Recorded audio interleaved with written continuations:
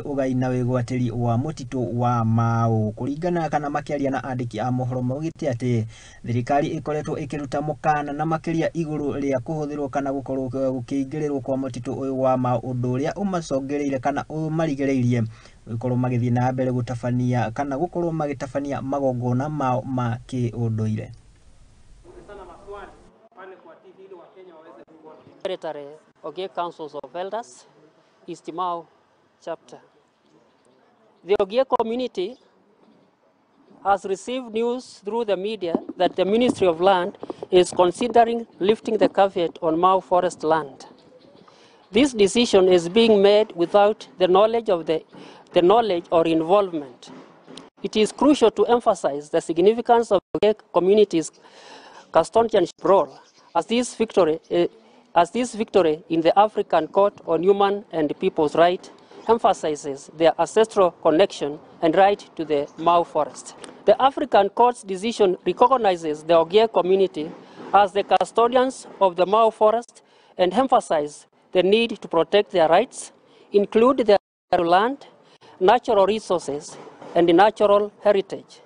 The court's ruling highlighted the importance of the involvement of the Ogiek community in decision connection concerning their ancestral land.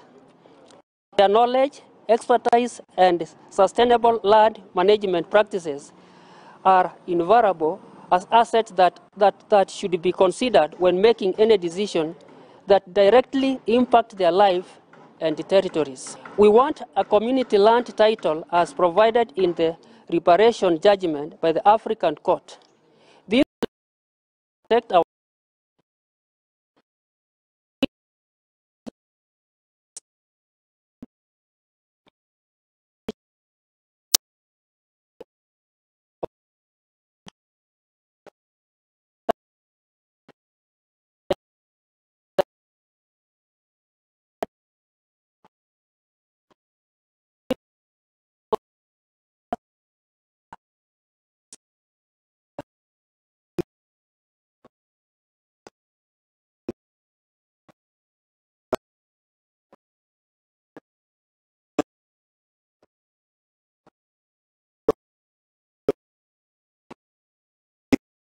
caveat ikiondolewa, obviously italalisha wale watu wote wako na title deeds kwa mifuko, ilhali